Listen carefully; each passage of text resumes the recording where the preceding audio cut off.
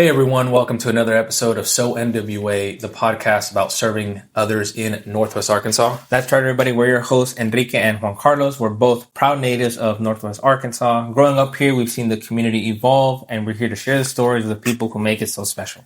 That's right. Each episode, we sit down with the movers, makers, and everyday legends shaping life in the Ozarks, anything from real estate to restaurant to local legends, and we talk about hidden gems. But of course, when we're not hosting a podcast, we're also local realtors in the area, helping people find their place in Northwest Arkansas. Absolutely, guys. So whether you're from here, you're new here, or you guys just love a good story, you're in the right place. And if you ever need any help with real estate, buying, selling, or just exploring the area, do not hesitate to reach out to us. We would love to help. It would be an honor. Let's go ahead and get started with today's episode. That's right, guys. Today on SO NWA, we're diving into a topic that shapes every part of our community, even if you never thought about it before: city planning. And joining us today is someone who knows the ins and outs of it. We are joined by the planning director of Pea Ridge, Keegan Staton. Keegan not only is incredibly knowledgeable in this field, but he's also one of the kindest people you'll meet. We're going to unpack what city planning actually is, why it matters for residents, and how each of us can play a role in shaping the future in our hometowns. But everyone give a round of applause to Keegan Staton. What's going on, my friend? Well, I'm here today talking with you guys. That's what's going on. No, I'm real happy to be here. Thanks for having me. Man, it's a pleasure to have you here. Thank you for taking the time out of a busy Monday to spend with us and talk about what you do away from the office. And I think it's going to be really knowledgeable for our audience, but even for each other. Just learning about something new. That's what it's about. Yeah, getting the inside scoop of like Juan Carlos said, a lot of people aren't really familiar with the background work that goes in the cities. So yeah, thank you again for joining us, and I'm really looking forward to getting to learn a little bit more about yourself, about your role here in Pea Ridge, and just get to know each other a little bit, enjoy the hour that we have together. So definitely. Thanks, Keegan. You bet. Keegan, talk to me. Before we started recording, you walked in and you said it's been a busy Monday. For people who aren't familiar with what you do, what does a busy Monday look like? Well, in the world of development, which is sort of the private side of city building, private developers coming in with new homes, businesses, parking lots, you name it, whatever's being built. That world still functions on the weekend. They don't stop, even though city government's not open. So I'm still getting emails. I'm still getting phone calls, voicemails over the weekend that I've got to catch up on Monday. So Mondays aren't always just a walk in, start out slow for me. Sometimes you got a little bit of a backlog. So that's kind of what makes Monday mornings a little busier. Yeah, I thought I wasn't impressed in anything with city or anything government related. Like weekends were done, like that's it. That's actually so as silly as it sounds, silly to think that you're right. City government is, Monday through Friday, but a developer is working Friday night, Saturday, all day, whatever. And then they might have some questions for you on Monday. And I never really thought of it like that but that's so true. Yeah. I mean, it also kind of makes sense for us too, because when we're doing our real estate thing, most people are usually free on the weekend. So it's a bit of I can relate a little bit to what you're saying, of course, in the weekend. It's just casually rolling on. Yeah, that's true. That's funny. Already learning something new. All right, Keegan. So let me ask you these questions here. We like to do these rapid fire questions for our guests. Coffee or tea, Keegan? Neither. All right. Okay. Yeah. Okay. Yeah. Is it energy drinks? If I need something, yeah. I mean, not the traditional one. I try to go a little healthier. Sure. Which is? Anything that doesn't have any sugar. Okay. Water. Generally water, yeah. Water. Or what about like a freshly squeezed like orange? I'd take that. Would you I do would, that? yeah. Okay. Favorite place to grab lunch in Pea Ridge? Victoria's. Yep. Hey. That was the very first restaurant I went to after I got hired. Got it. Very nice. Mountains or beaches? I would go mountains. Mountains? Mm-hmm. Early bird or night owl? Definitely a night owl. Night owl? Mm-hmm. There's a lot of night owls we have. No, for real. Yeah. Well, he stays up playing City Skylines, of course. Yeah. That's the best time to play. Yeah. Let's see. What's the last great book or show you enjoyed? Well, it's not really Diamond in the Rough anymore, but Severance would be my go-to. Oh, on Apple TV. Yeah, on Apple TV, yes. Mm-hmm. Yeah. What's that show about? I don't know. I just heard about it. It's a good show. If you haven't seen it, I highly recommend it. It's Okay. What's kind of like the gist of the show, more or less, without any spoilers, of course? Yeah, the premise is a guy works for a company called Lumen, and he is severed, which means that his work life and his home life within his brain are disconnected. So he walks in the building, he enters his work personality, who has no idea what is going on outside of work. And he leaves and he's back to his normal self. Okay. And there's some lore and mysteriousness to it. So okay, There you go. that's pretty good. I need to see what this lore is. I need to figure out for sure. If you weren't in city planning, Keegan, what would you be doing? that's a good question. Before I kind of landed on planning, there were several different careers I was looking at going out of high school and through college. I think it'd probably be possibly like forestry, perhaps, or something to do with like trail building, like not like cement trails, but like in the woods. You know? Walking trail, hiking trails. Yeah, I think I've seen something, and I don't know if this is in that field or not, but I've seen people there where they're trying to fight deforestation or whatever. And they go out and they plant a bunch of trees, and sometimes they'll be working near those natural trails. I don't know if That's true. Yeah. that's related to that or not, but that's kind of what my mind thought. I don't know. Yeah. So outside, basically out somewhere in the mountains, probably. Yeah, or just in the woods anywhere. Nice. There you go. One word to describe Pea Ridge, and this is the last question. I don't know. I think there's hyphens in this, so I think it counts, but I'd say up and coming. Up and coming. Yeah. Well, that's cool. I like that. That's cool. And I would tend to agree. You know, I think with the growth that Pea Ridge has seen, I mean, I just remember from a few years ago when I would drive here and there, not very often, right? But you can see the drastic difference with traffic, the developments, all the new businesses coming in. Yep. So yeah, up and coming is in my opinion, a great way to describe it. That is true. So. Nice. Well, that was fun. And let's dive into our main discussion here, Keegan. We always ask, you know, if you're not originally from Northwest Arkansas, how did you discover or how did you end up here in Northwest Arkansas? Let's hear that. Well, it wasn't my choice because I was 8 years old when we moved here. But I'm really glad my parents did decide. My dad worked for a vendor for Walmart. And so then he got transferred down here to be with the Walmart team. So we moved here when I was 8, and to Rogers actually was where we lived at first. And then we're only there for a little while and moved to Bentonville after that. So that's where I grew up. We moved from Wisconsin. Okay. So we're from a town called Racine between Milwaukee and Chicago, right there on Lake Michigan. And so we moved here. I like to tell people that you know, Bentonville, Northwest Arkansas is my hometown now. I consider this my home. Yep. But I'll say, like, culturally, I'm still of the Wisconsin variety. I'm sure you'll hear the accent come out at some point, and you know, I still like cheese and root for the Packers and stuff. So that's. Hey, cheese is good, man. Don't be ashamed of loving cheese. I'm not. I love cheese. Yeah. So where do you get your cheese fix at around here? Usually I'll go to like so Ivan's Meat Shop. Oh yes, they have a good cheese selection. Okay. That are just not sort of the general stuff you'd find at, you know, Walmart or Harps or something. So if you want something a little different, that might be a good place. Exotic cheese. Cool. What's your favorite cheese, if you have one? My favorite would be Colby Jack. Colby Jack? Yeah. Hey, that one is pretty good. Yeah. Man, you know, pretty good that's cheese. so funny. I know people get into cheese like that, but I don't know. I've not gotten into cheese like that. But I like it on my burgers, just like regular. But man, some people cut off a nice chunk off a big old brick. It's fresh. Yeah, it makes a difference. No, it's good. It's good. Like something that my family will do. It's funny. Queso fresco?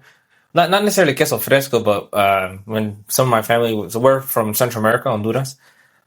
Some people will go and visit for like a month or two, and when they come back, they bring back like these ginormous blocks of cheese that this farmer made over there in the hometown. Dude, that's like the best cheese ever. It's so good. I just be cutting chunks of it and just. That's funny. It's so good, man. That's so awesome. yeah, cheeses. We do the same thing when we go back to Wisconsin. We'll load up the car with all the cheeses, breads. I mean, any kind of stuff that we want to get out of our food system there. So, is olive oil included in that mixture of cheese and bread? Because you know my mind. I don't know if that's. It's not something that I don't think the growing seasons support olives there. Right. So I don't think it's like a big part of it. Got you.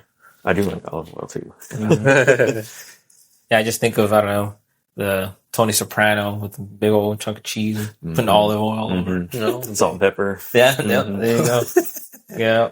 So, just kind of curious. So you said your family moved up here from Wisconsin because of, your dad worked for one of the vendors for Walmart. Did you know if there was another area that he had to select, or was it just from Wisconsin to here, and that was like the only choice, or was there another choice? Or No, I think it was. I want to say he got either changed positions or got a promotion or something, and to do that, he had to make the move because of Walmart. I think they still have the requirement that their suppliers have offices here. So correct, yeah. For him to be on the Walmart team, he kind of had to move here. Yeah. So it was a good change, good move. It was. I'm very glad that they did. I know it was a big step for them because all our family was still there, and I'm sure it was a difficult decision, but I'm glad that they did. Has your family also moved here or visited here? They have followed. Oh, they have followed. Okay. Yeah. Okay. So all of my grandparents ended up following us down. Oh, that's cool. So that was nice having them close. Yeah. So you have no more family in Wisconsin, so you have just a little extended family, yeah. Extended aunts and uncles and cousins. And, right. Yeah, I think it's always nice seeing some of your family come slowly together to one place because that's kind of how we did. What year was it when you guys moved down here? In 2004. 2004. Gotcha. So we came over here maybe 4 or 5 years after that, around 2008 or 9. Okay. And the same thing happened. We came here, and then slowly but surely everyone is over here now. Followed, So, yeah. We don't have no one anywhere else. Just just distant relatives, cousins, the random aunt that you don't remember. So what class of high school are you? 2014. 2014. Oh, Bentonville okay. High School. Bentonville High School for sure. I'm trying to think. Oh man, yeah, I'm class of 09.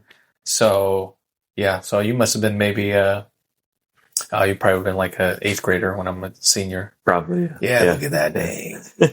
Young kids around me. Yeah. I love it, man. Well, if you graduated, you said 2014, I was in middle school then, so it's kind of like around the same, but just us now. Yeah. So, yeah. So it was younger. But yeah, Keegan, so, you're in city planning. I'm not too familiar with it. Juan Carlos kind of filled me in a little bit. So for myself and of course for our audience, for people who don't know, how would you explain city planning to someone who's never heard of it? And what would you tell them your ideal, I guess, role is in that position you're in? Yeah. So normally when folks hear about city planning, if it's ever occurred to them before, they usually think of like SimCity. City Skylines is now the predominant video game. That's a good reference. Yeah. But I will say it is not anything like SimCity or any of these simulation video games. It's much more, I'd say it's both more detailed and also broader at the same time, which is kind of contradictory, but I kind of break planning into 2 aspects. There's more of the short-term sort of day-to-day development side of planning. And then there's the long-term planning that's looking at, the long-term horizons of community growth, the large community objectives and goals that you're trying to meet, that are sort of multi-year strategies and projects. So on the short-term scale, it's more of like administering the zoning code, which is very comprehensive. It touches anything from signs to home-based businesses to how many parking stalls you have to have at a development. So we'll have folks submit applications and their building plans, and we'll review those, give them comments back, answer questions from the community on, where, if I've got a shed I'm building in my backyard, where can I put it? Or I want to expand the parking lot at my business. What do I need to do to meet the stormwater requirements? So that's sort of the day-to-day. And then the long-term is more of kind of what I've been working on more recently is updating the future land use map, sort of implementing the goals of the comprehensive plan. Very, very long-term, looking at sort of the future build-out of the city. I'm going to ask this question just because I didn't know what this was until, about a year or a year and a half ago. Explain to the audience what this comprehensive map is, and then I think there's 2 maps, or there's quite a few actually, but kind of what it is, like when you say you're working on it, but also explain it like that maybe someone might that understands that. Because I know I did it when I first heard. I was like, yeah, cool. Yeah. So most communities are going to have, they'll use either these terms or something very similar. They're going to have a comprehensive plan, which in Arkansas is actually required under state law. and a future land use map. And the comprehensive plan is sort of the textual document, and it's going to have some graphs and pictures and things in there, but it goes through the community profile. It kind of develops a baseline of where the community's at when the plan is developed. It identifies what the community engagement was for the plan, how they gathered feedback from the public. Because ultimately the plan is an idea that the community supports as to what the future of the city is going to look like. From many perspectives. It can be what's it like physically look like. Is there going to be anything about like historic districts, architectural standards? How are the streets going to be laid out? What are the streets actually going to look like? And then how the actual physical land is used in the city. So is it going to be predominantly a residential community? Is there going to be certain districts set aside for commercial or industrial? And then identifying where those need to go. The map then sort of translates that text, especially how the land gets used, into a visual diagram that planning commission, staff, city council, all use to make decisions. So it'll say, the community says that we'd like to have commercial at major intersections. Well, on the future land use map, then you would have that colored in on intersections that are, well suited to supporting commercial. I'm curious to know if the feedback, for example, from the public is predominantly negative. I don't know if this has been the situation or not, but if that were the case, how would that look like? How would you have to go about? Well, it's a typical development process for something like this. You would actually begin with public engagement first and kind of do a broad-based type of survey that says, what do you envision the community being? What are your values? What do you like about the city? What don't you like about the city? And then the planners, or if you've hired a consultant, the consultants will look at it and based on that initial feedback, develop the plan from there.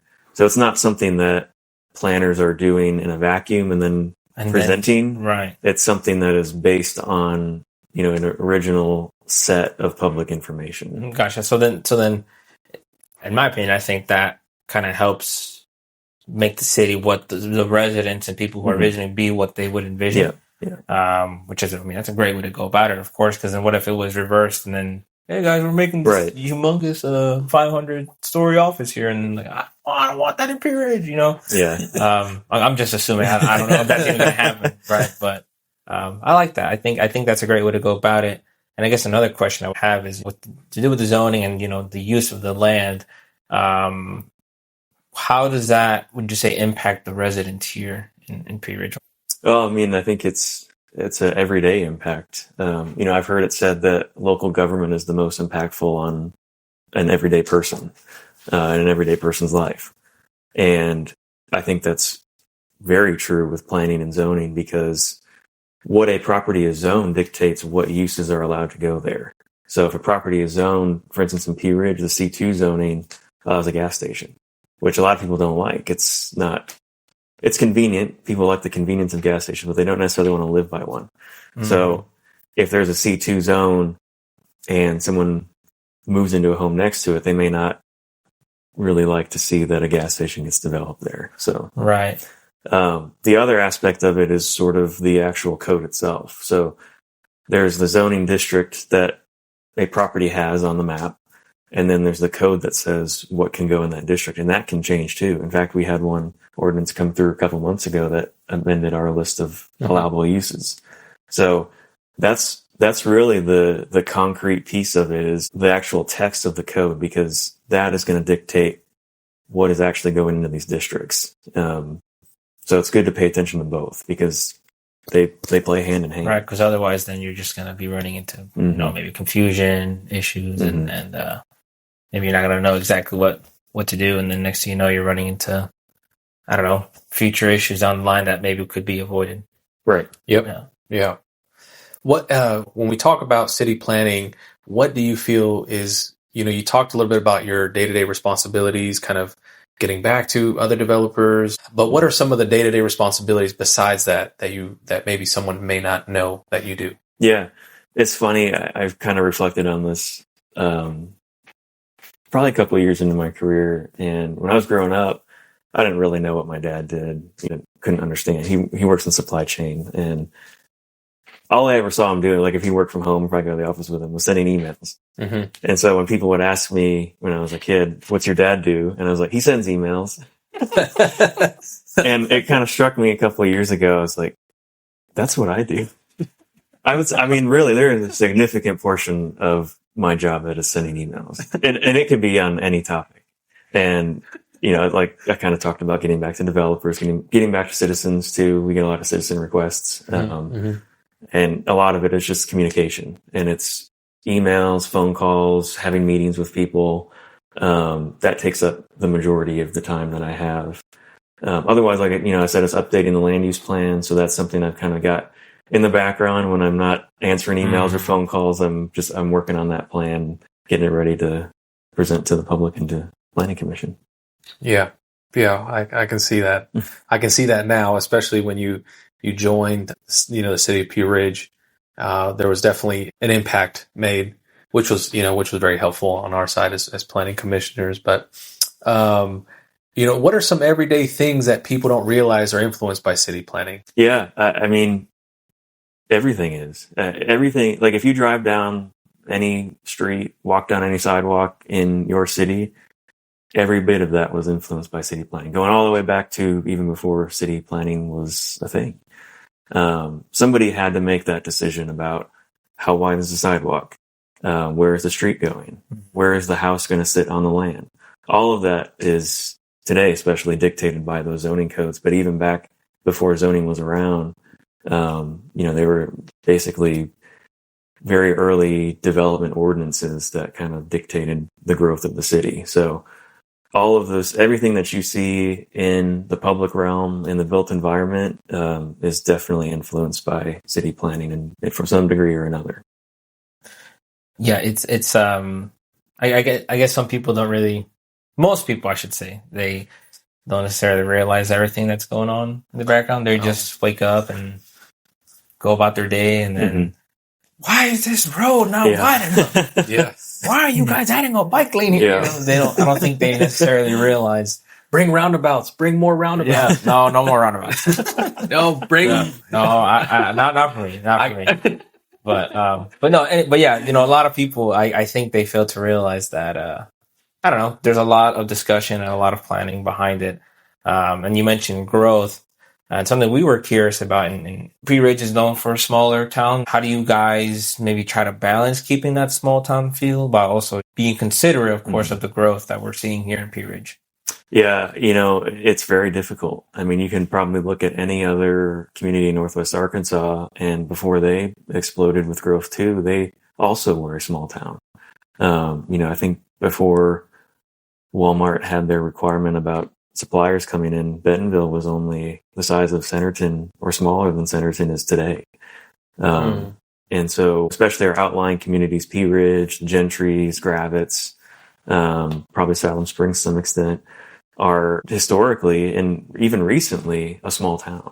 Mm-hmm. And being able to accommodate the growth that's coming to our region, because the growth is coming whether we want it or not. And so we've got to figure out how can we accommodate that without really negatively impacting what the community already is established as. And I think that's one of the strongest parts of Pea Ridge in particular, is that it really does have an identity of its own. And it has held on to that for many, many, many, many years in the face of the growth that Northwest Arkansas has already experienced. So I think planning for the growth to kind of work hand in hand with that is the challenge. And I think it's something that we're going to be working on. One thought that I had, small towns, everybody knows each other, right? Mm-hmm. And one thought I kind of already was bouncing around in my head was really just building strong neighborhoods in Pea Ridge. We are going to grow, we're going to get bigger. We will get to a point where, people aren't going to know everybody. But if people can at least know the majority of their neighbors in the neighborhood, maybe that still preserves some of that small town quality that people are looking for. Mm-hmm. Right. And that's something that the mayor had said. Remember when we did this with the mayor, he had mentioned that a lot of people like that small town charm from here. Yeah. I know. I moved to Pea Ridge maybe 3 or 4 years ago now. And I immediately felt that small town go to the grocery store, go to Walmart here. That's our grocery store, and just see the same people. And I just like that, and it's funny. Like I'll go to Walmart now and I'll see, I'm like, oh, I've not seen that person before. Oh, look, some new, maybe younger kids or younger generation. Cause before 4 or 5 years ago, it was a little bit older generation, at Walmart. I felt like I was probably one of the younger kids at Walmart. Now I see different age groups or whatever, but I can't think of the same feeling like if I thought of Centerton or maybe Rogers was, but maybe a long, long time ago.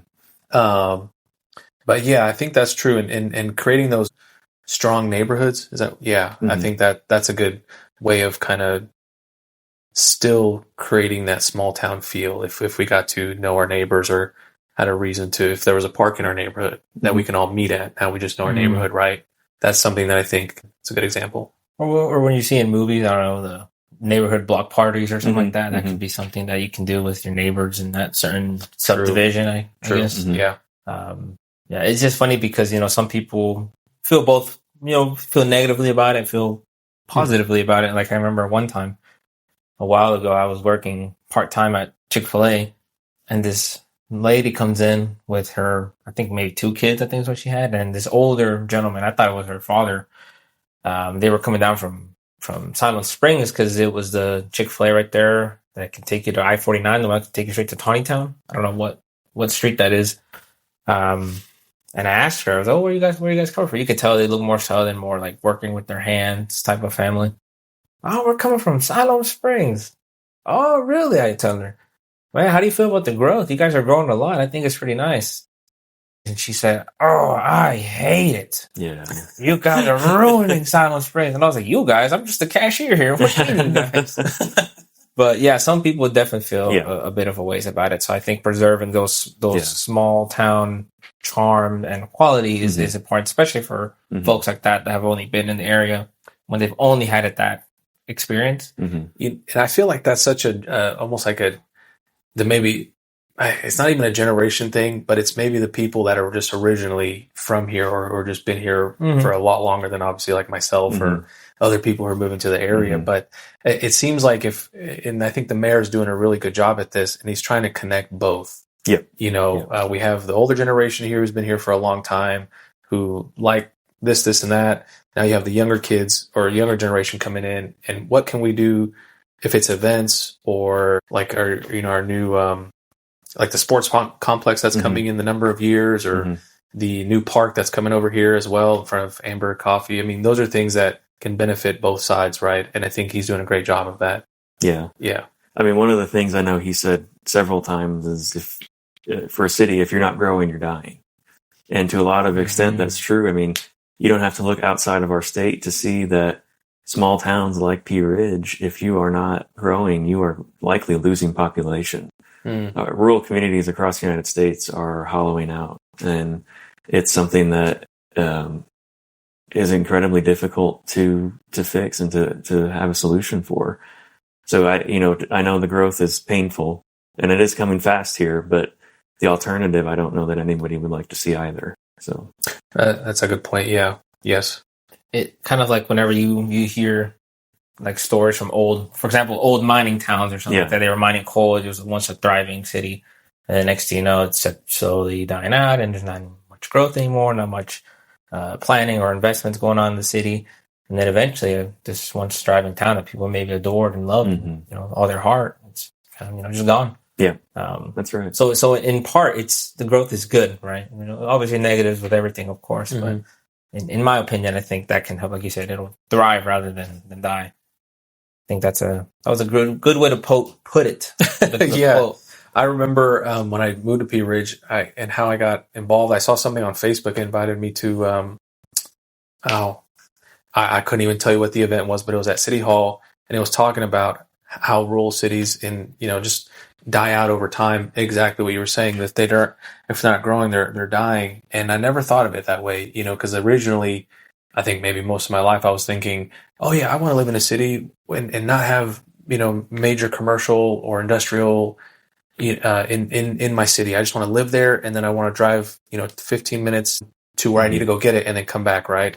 But then if fast forward 10, 15 years later, if I find out that my city's dying, because we can't update the infrastructure or anything like that from the taxes of the city, then I have to move my family to somewhere else, right? And that kind of disrupts it. So I'm very, I never thought of it like that, but now one of my favorite things that I say is I like to live and play in my city, right? Like even now, like for myself, if I go to Bentonville for a restaurant or something like that, or go to Rogers for this or that, I mean, how cool would it be to stay in my city and enjoy all those amenities? And that in itself is a balance as well, because people love parks and amenities and good streets, make sure their toilets flush. I mean, those are really important things. And water pressure. Yes. I mean, all those things cost money too. And from a city's fiscal standpoint, majority, especially in Arkansas, of a city's budget comes from sales tax. And so that's the other thing, is it's a balance, right? If you want to have those things that make a town great to live in, you have to balance that out with also be willing to have some sort of commercial component to be able to pay for it.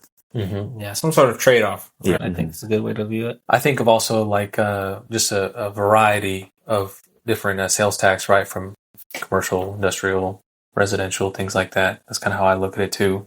Yeah, which I think this question kind of goes in part to what we're discussing. Why would it be important for local residents, not just Pea Ridge, but anyone in any city? Why would it, in your opinion, you think it'd be important for them to be involved in some of those planning discussions for their city? Yeah, I mean that's the crux of planning is the people that live in their community. They are the experts. Planners are just facilitators. We take their words and translate that into plans and into codes, and we do have some professional background in planning and sort of understand some of the best practices, and admittedly have a very different viewpoint of the world than most people do, because we're always thinking 50 years down the road, how is this gonna still work? So we need that. We need people like that. Yeah. So again, it's almost like a facilitator translator, where we're taking what we're hearing from the community and trying to put that into words, into plans, into codes, so that the community that ends up growing out of that is what the ideas and the vision that the people had. Mm-hmm. Yeah. You what would that be called if it? I don't even know if there's a term for it, but when it's just, I don't know. I don't want to say dictatorship. That doesn't sound necessarily right. I don't know what I'm trying to say, but you wouldn't want that situation. Yeah. There was early on in planning in the, after World War II, we call it top-down planning, where the decision makers, engineers, planners, city hall, whatever you'd like to call them, basically dictated what was going to happen and where. Like no matter what. Yeah. I mean, the famous top-down planner in New York was Robert Moses. He was city engineer for New York, and he's responsible for all of the interstates going through all the New York boroughs. Oh, wow. And he did that for many years before there was finally some pushback, and the community kind of rose up in its voice. And one of the quintessential planning, she was never actually a planner, just a community organizer. Jane Jacobs kind of started that idea of basically bringing the community into those discussions. Mm-hmm. I did not know that. I didn't know that. That's pretty cool. A little bit of planning history. Yeah. No, history's cool, man, because it's it's pretty fascinating to see how those problems were handled. So if for whatever reason things were to happen the same way again, maybe not necessarily in New York, but maybe in, Florida or even here, we have that to look at. Somebody stood up and did this, and they stood up for their city. So there you go. I didn't know that. Good history right there. Yeah. I love it. What do you feel, or what do you think is a simple step that someone can take to get more engaged with their city planning? What do you feel that would be? That's a good question, because one of the things that planners often lament is that there are really big decisions that get made at planning commission, at city council, that are in the planning realm, but that never get any traction with the public. There's never any interest shown, either by folks calling, emailing, right, or showing up to meetings. So I would say that, the simple step, I think, would be just kind of, if you can, tune in, pay attention to, newspaper articles. We got a great local paper here, Pea Ridge Times, that covers a lot of what we do in planning. I know not every small city has those, especially with a lot of them local publishers closing, but, use your city's website, contact your city's planner, find out what's going on, and, be engaged on things that you are interested in or things that would impact you. And, if you feel so compelled, go to meetings, write to your planning commissioners, write to your city council.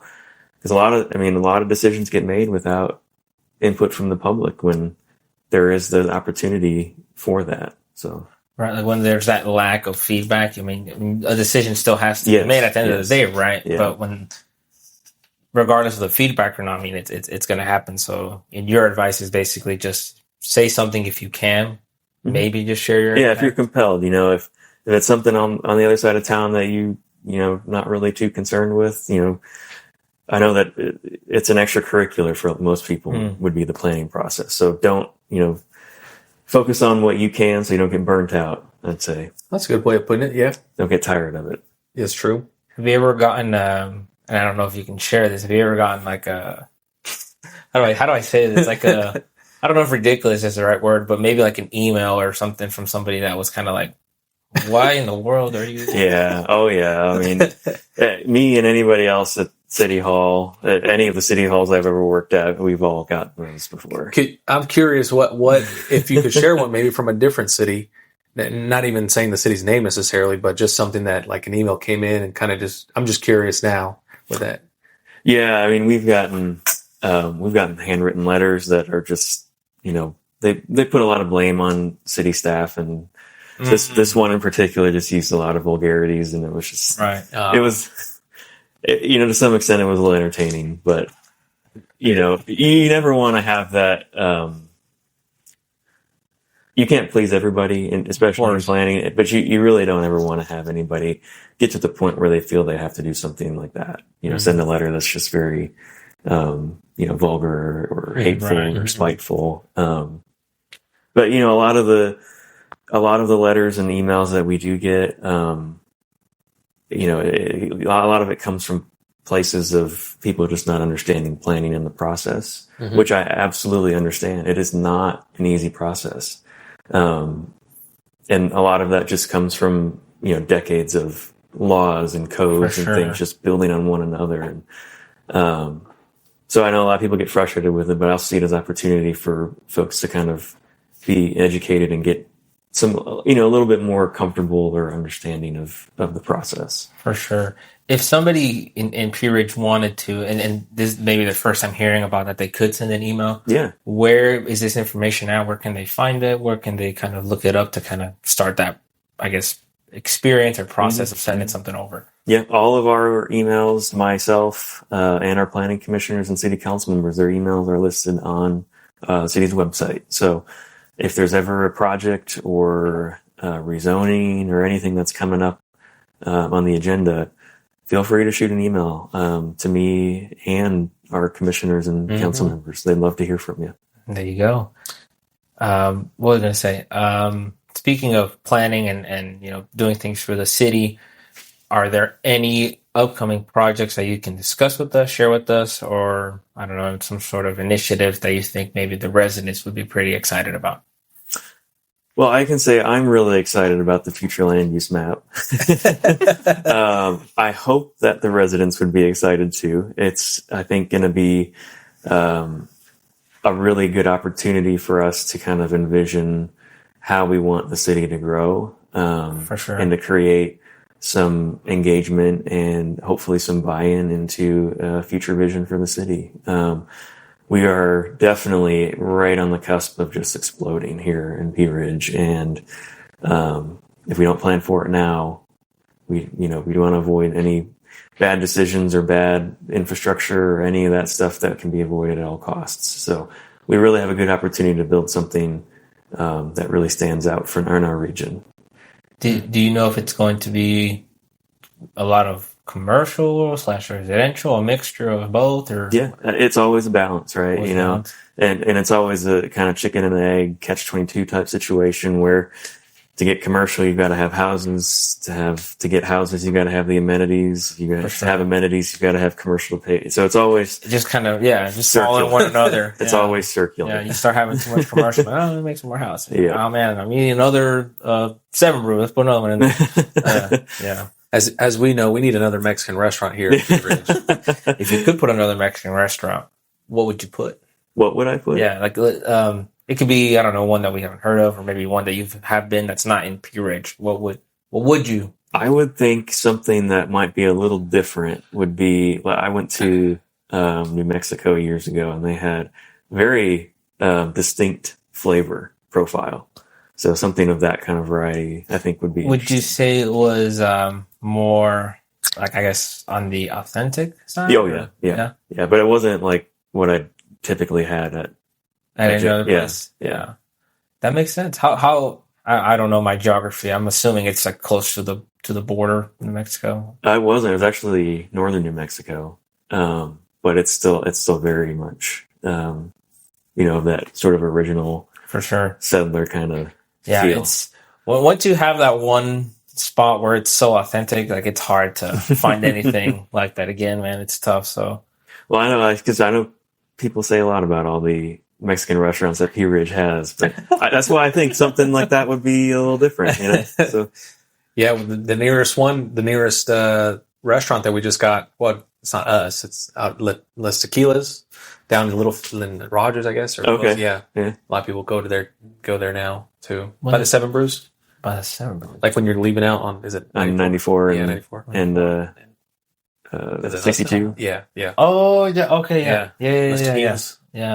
No, I haven't been, but I'll stick to La Taranda. That place. La Taranda's really. Have you been there? I have. Rogers. No. You should I'll go. check it out. You should go. In my opinion, it's really good. In my opinion, at least. It's really good. I don't want to hype it up too much. It's all right, just so you don't go in there too overhyped. But it's pretty authentic, in my opinion. Yeah, the tacos are good. The carne, the meat. It's good. It is good.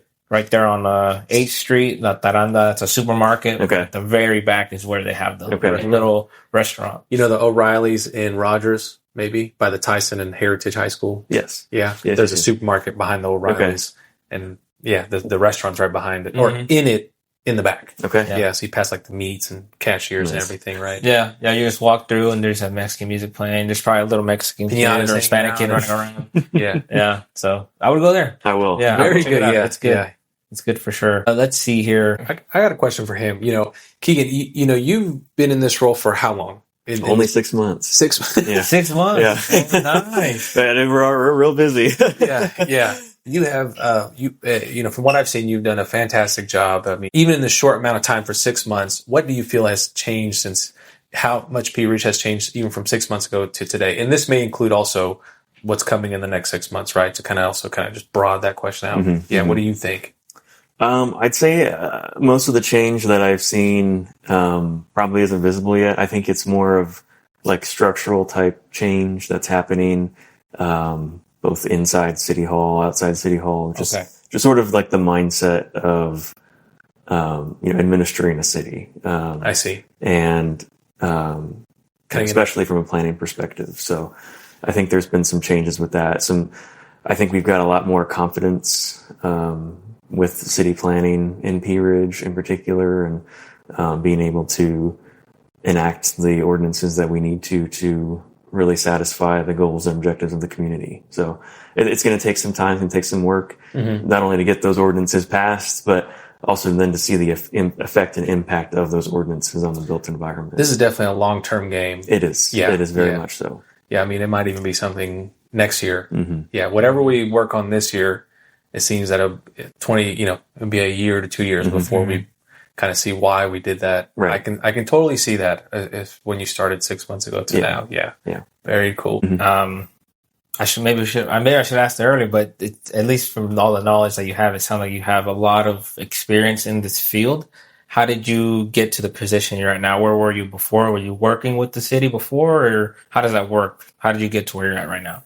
Yeah, so I'll go back to college. So I got a undergrad degree in planning, then a master's degree in planning. So I double dipped. Nice.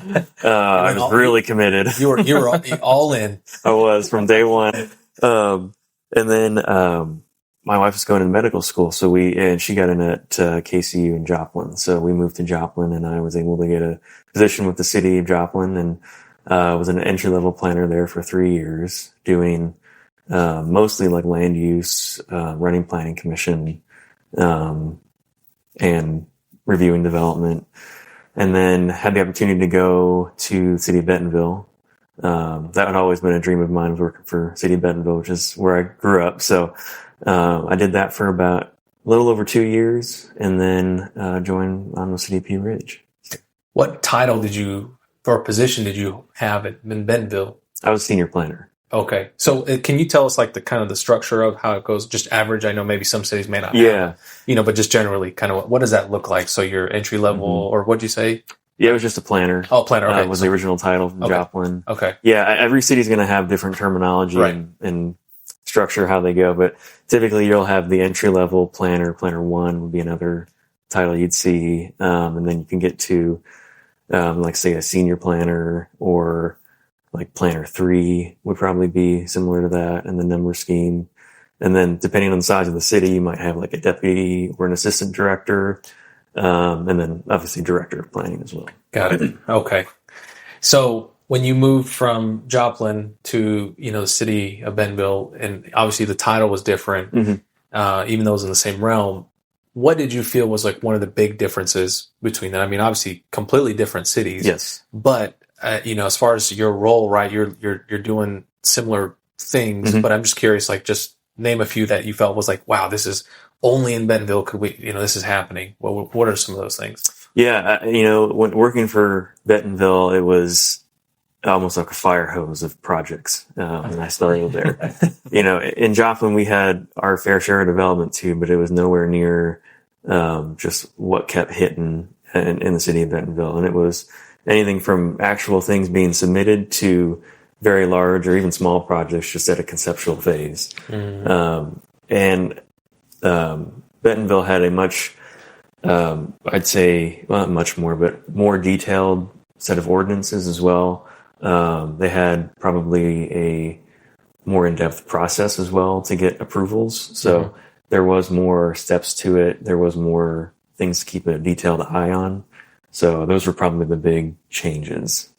You think that maybe it came that way from years before, right? Maybe you think they planned that like 10 years ago, or they did maybe like a rapid, like, we need to do this because we're growing so much, because Bentonville grew in kind of blew up. It kind of just blew up in the last like 5 to 10 years. So do you think just, if or not, just your opinion, like, yeah, they totally just hashed it out these next, or this year or two for the next 10 years? Or do you think that someone actually thought of that back in 2000, that they were going to be this big city that they are now, right? Yeah, that's a good question. I don't know if anybody back then could have ever envisioned Bentonville growing that big. I didn't. I always thought there would be sort of a cap to it, once Walmart kind of got all their people nearby. But yeah, I mean, that's why we plan, right? And that's why you can go back. I think there's still on the city's website. You can go back and see the plans, comprehensive plans that had been done previously. And again, that's why we plan, is to be able to be prepared. And I think that's sort of the difference with planning in Northwest Arkansas. Is it's not so much you're setting a horizon saying like 2050, we're going to be here.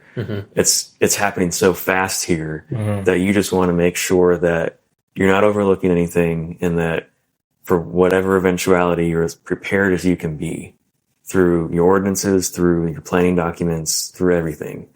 That's one of the things that we're taking a look at with our future land use plans. It's not so much a set horizon of this is where we think Pea Ridge is going to be in 20, 30 years. It's more of, we're anticipating a lot of growth really quickly. So let's make sure that we have not overlooked or missed anything, and that we're prepared for growth or development anywhere in the city. For sure. Speaking on that, then, for Pea Ridge, where do you see Pea Ridge in about 10 years then? because of course, like you said, Bentonville just blew up. All of Northwest Arkansas just blew up. So you can tell Pea Ridge is also kind of heading in that direction, in my opinion. So in your opinion, Keith, what do you think? Where would be intended? And where should we buy? Yeah, give us the inside scoop. Seriously. Yeah, where should we buy? Just pay attention to the planning document. No, but for real though, I mean, if people are interested in, how the city is going to change, pay attention to planning documents. If you're buying property, if you're looking to buy a new home, look at the planning documents. That'll tell you what the city's going to look like, when you've been in your home for 10 years. So, in 10 years, obviously a lot of it depends on the economy, how the region's going. I think, in the last 5 years since the last census, we estimate that we've doubled in population. So we think we're somewhere around 12 to 13,000 people right now. Yeah. In another 10 years, I think it is entirely feasible that we could double again. And that's a lot of people that are going to be coming. You think about how big the city is, how many homes we have, how many streets we have. Yeah. They'll double it. We got to figure out where they're going, how it's going to get paid for. All of those things have to be considered. So, if there's anything that's going to slow it down, it's going to be that, we with a small w, we as in the City of Pea Ridge, not the organization so much, but won't be able to handle that level of growth. Whether it's just from not having like the street infrastructure in yet. Highway 72 is a huge choke point. I know we've been really pressuring RDOT to kind of get to the table on that and do some work on that. Unfortunately, it's not a city street, so there's nothing the city can really do to it ourselves. It's strictly owned by the state. So we're doing everything we can to lobby with them. Regional planning has got it on their list as well. So, but it's going to be things like that would hold us back. That's pretty difficult, knowing that. At least that's one challenge, right? With RDOT, that's something that the mayor Nathan Sees had told us as well, that he had been talking to them for I don't even know how long now. Very long time. And that it was a challenge because, like you said, it's not even owned by the city, right? It's owned by the state, and so of course it becomes even more tricky there, having to jump through so many hurdles and figure out like you said, if you're going to double in 10 years, you got to get that state highway figured out. Absolutely, figure out where on earth you can put more roadage, and then where it's a whole ordeal. So, and this is kind of where my brain goes. It's because it's always like when I see a problem, like, well, to fix it, you have to double it, like double the lane, right? So that's just a streetwise. But now I'm thinking, well, who do we need to talk to get that fixed? Is that like the governor or something? Like for real? Is that really how it works? Like Sarah Huckabee, will you please look at 72? But I'm saying, like, is that like really something that could be done if she or the governor or because it couldn't be, Nathan can't do, like the mayor couldn't make that call. It really would be the governor, be like, this is emergency. Like, the legislature and the governor would ultimately be, have the most impact on that process because the legislature in particular, they can set the funding priorities for RDOT. And if widening Highway 72 is on that list of funded projects, then RDOT can go ahead and be like, begin. We'll start tomorrow. Correct. Yeah. Really? Oh man, for all the audience, if you live in Pea Ridge, please, if you live in Pea Ridge or planning on living in Pea Ridge or any of those, even if you're a neighbor of Pea Ridge, you know how helpful that would be. Reach out to your legislator. So, man, that's pretty cool. Look at that. And for me, like, I think that's insane, right? So you have the mayor of Pea Ridge been asking for years to take a look at this, like, cause it's, it's such a problem. And well, it's not on the list. It's on the agenda. We'll get to it when we get to it. And I understand too. They're working on the other project, right? The big project that's out in Springdale, right? 412 bypass. Which is probably needed even 10 years ago. But now it's I guess if she wants to authorize it, she can do that. It's like, wow, like, who can send that email? I'm for real, that's how my brain works. It's like, why is that so difficult? Or if someone donated 100, I don't know how much it would, do you on estimate, do you know how much it would cost to do that? Just totally rough estimate. The estimating part's not big in my thing. I'd say at least $100 million. If someone, because you're looking from Bentonville to Pea Ridge, right? The length. It's like 6 or 7 miles. So it's like, and there's gonna be several bridges, lots of difficult terrain, right of way acquisition, a lot. So call Jeff Bezos and be like, "Can you donate $250 million to?" Well, that guy's on his yacht, man. He's not worried about highway. Just stuff like that. I'm like, well, 100 million, okay, well, let's get 200 in here and see what we can do. But it does work like that, but it doesn't, right? Yeah. Yeah. I mean, a good comparison, I think, for what a future Highway 72 would look like is, and right now RDOT is also working on the 112 corridor widening as well. So I think that'd be something you could look to for a similar project. Mm. I know we looked at that the other day, and again, this is already under construction, but the first phase of that, which I think is 4 or 5 miles, I think it's 50 or 65 million total, including engineering costs. Oh, wow. So, yeah. Have you seen those videos on YouTube where, like, this is kind of funny, but where China builds like a building in like a week? yeah. No, seriously. Yeah. I have seen It's like, the Chinese, China's built a 15-story building in record 2 weeks, completely concrete. And they even I even saw this was crazy. They put like a cover over a work site so the dust doesn't impact like the residents around it or whatever. I was like, wow. Isn't that crazy? Just how can something? No, I don't know any details as far as how it gets done. Like, how many workers are available and what they're getting paid. I don't know nothing. I'm just talking more of just timeline of they just finished a building in 2 weeks or something, and it takes a year or whatever it might take. Yeah. For you. I think we got to get the Amish out there, man. Dude, they build those barns in like a day. Mm-hmm. I can't imagine what they can do with 4 or 5 miles on some highway, man. I believe them. I don't know if they can use any of those like trucking, man. Let them bring their own trucks, man. I'm telling you, man, they're gonna go how crazy. much horses can do, but no, trust me. They have to like mix concrete by hand, because they don't use like machinery, right? Like, trust me, man. Trust. They're industrious people. That's, for sure. Say the least. I mean, I only say that because you mentioned that video about the people in China building. They do like a time lapse of the Amish doing like their barns or whatever. They'll pick it up and move it or something. Like they're on another level, man. Yeah. Well, like I said, it's an honor to have you here to spend time with us and talk to us about what you do and who you are and everything. But we also feel it's important if that person, our guest, gives a shout out if they want, or even a recognition to someone in their life that had really shaped them, who they are today, right? If it's a family friend or a mentor or anything like that, just a shout out. And that's just do you have anyone that you'd like to give a shout out to or recognition or anything like that? Yeah. I might say 4 people. Okay. If I'm allowed. No, for different purposes. Sure. Yeah. And it can be work or personal, right? Yeah. Obviously my parents for, I think, just foundationally who I am as a person. I absolutely would not be who I am without them. My wife for supporting me through 3 career changes. So that's obviously a big deal. And professionally, I'd say Troy Bolander. He is the director for City of Joplin with planning. Oh, and nice. I think more than anyone that I've run into professionally has shaped in my perspective on planning and sort of best practices, and prepared me the most, I think, to step into the role of being a director myself. So that's amazing.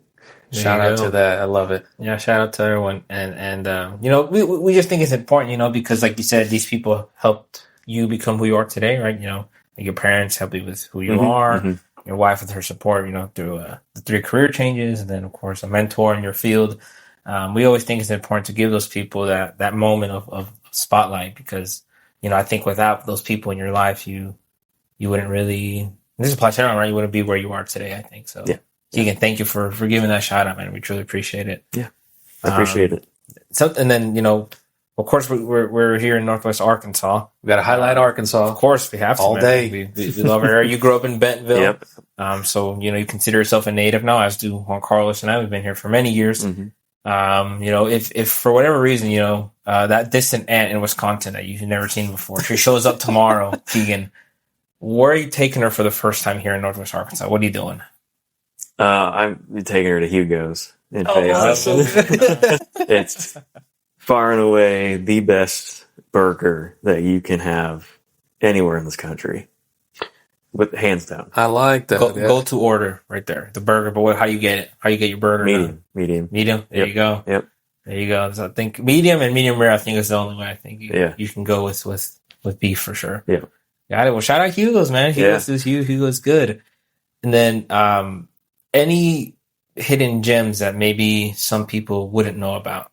Maybe your family knows about it. You grew up frequenting it. But maybe somebody just isn't aware of this hidden gem here in Northwest Arkansas. What is that to you guys? That's a good question.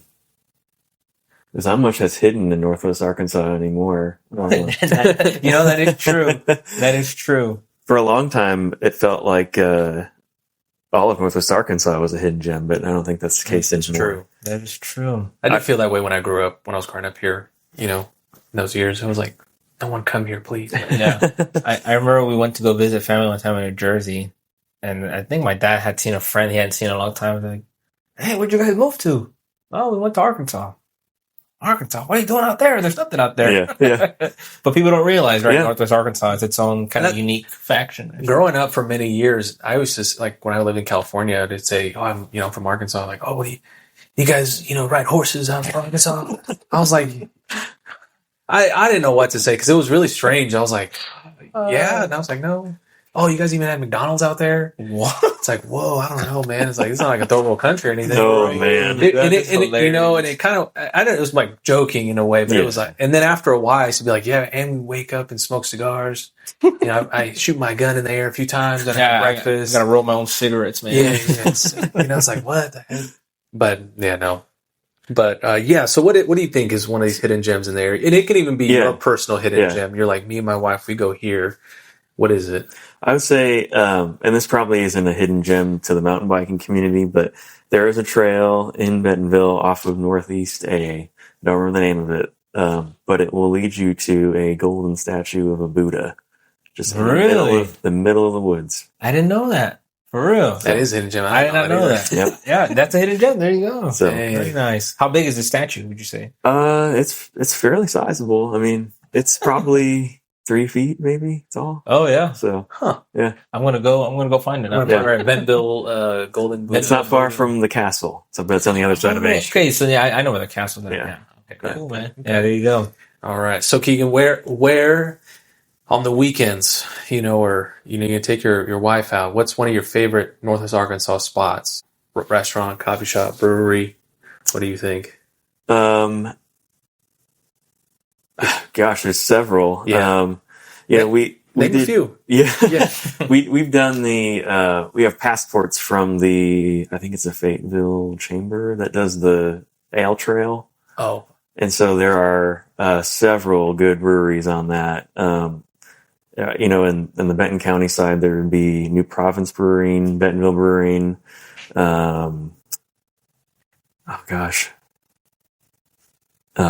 What's the one downtown Rogers? I can't remember. Ozark Brewing. Such a nice location. They're always full. They're always good vibes. Yeah. So. Yeah. New Province is my favorite. It's a good one. That's a good one. Yeah. I haven't been there. They're my favorite. Yeah. They're the most tasty. And it's close to Pea Ridge. Yeah. I like Bentonville Brewing Company when I went with Francisco and his wife, and it was a great environment, the good beer. So it's a great place. I'll have to check out. Mm-hmm. What was it? Was it called Provinces? New Province. New Province. I'll have to check that one out for sure. Yeah, it's on Hudson. Yeah. All right, Keegan. So we're coming up to the end of the episode here. There's the Spivies, Joe and Suzanne, and so they left you 2 questions. So the questions are: what have you done in the last 6 months to improve the lives of others, and what are your plans to help others in the future? Wow. I think as a planning director, he nails them every day. Oh, you got that. That is true. I hope so. No, I think these are really good questions. I think being in planning, or really anybody that works for a local government, they're not in it for the money. It's not like working for a private firm or anything. So I think most of us are led by a desire to help people, to help others succeed. For sure. So, in the last 6 months of being in this job, I hope that there's been several times that I've either made a decision or answered the phone or an email that helped somebody. When I do, I try to think of instances of doing like plan review of new developments or subdivisions that come through, and just kind of looking through the details and making sure that the people that aren't always represented at the table, that whatever gets planned and built also works for them as well. So, one of the things that did get me into planning was my grandfather, he lived near downtown Bentonville, couldn't drive, so he would ride his bike most places to the store. And this was before bicycling was such a big deal as it is now. But just making sure people like him that live in our community still are able to get around, have the dignity to be mobile in their community. And so, looking at our subdivision plans and making sure that the crosswalks are in the right places, that they're built correctly and designed correctly, and facilitate movement of folks that either don't have a car, can't drive one, can't afford one, can still get around our community. Giving them that sense of independence. Yep. I think that's always important, especially for our older folks in the community. Sometimes it becomes a bit difficult. Like I have grandparents that have trouble, being mobile on their own, so they rely heavily on us, or maybe even public transportation in their home country. Give them a bike; they can just ride downtown. Well, it'd be nice if my grandfather's knee wasn't messed up. Get him an e-bike with the throttle. There you go. Hey, you know what? That's true. Or one of those e-scooters that have a seat on it. Yeah, there you go. I like to get one of those. Well, not for me, but like they have the 3 wheels, like one in the front, 2 in the back. I know. So they don't have to just say it's for you, man. Don't be embarrassed. I can imagine you just going down the road in one of those. All right. Well, Keegan, so now it's your turn to leave a question for our next guest. And of course, we don't know who it is just yet. Yeah. But it can be any question, as hard or as simple as you want. Let's see. How about on the idea of planning, kind of, how are you getting people in your community involved? I like that question. And not in planning, just involved in the community. Yeah, it could be, I don't know, you host a backyard barbecue or something. Yeah, for sure. Listening to the SO NWA podcast. Yeah. There you sharing it. I love it. Great way to do it. Awesome, folks. Well, that's pretty much it, guys. Again, thank you guys so much for tuning into another episode. And Keegan, of course, thank you so much for your time. Yeah. For us, time is valuable for sure. And so you willing to share about an hour with us today, plus the commute here and back. Truly grateful. So thank you, Keegan, so much for the opportunity. Yes. And it was such a short notice too. I mean, we spoke last week, if I remember right. And, you didn't hesitate at all to jump on the podcast. So that was just I'm really grateful for that. Thank you. It's an honor and a privilege to have you here and, have these conversations, there's the idea is that we all get to know each other more, but also the community too. Right. And as always, I'm going to nudge you to, we need to get Destin on here. I told him where I was heading when I was leaving. Yeah. By far we condone any bullying here, but, but peer pressure is okay. Okay. Yeah. So we need to peer pressure Dustin to get in here. I really enjoyed talking with Dustin. Yeah. He's such a good guy too. Yeah. He's got a bright head. Yeah. No, for sure. But Keegan, man, thank you again, folks. Thank you for joining us today on another episode. But you guys take care, and we'll catch you soon.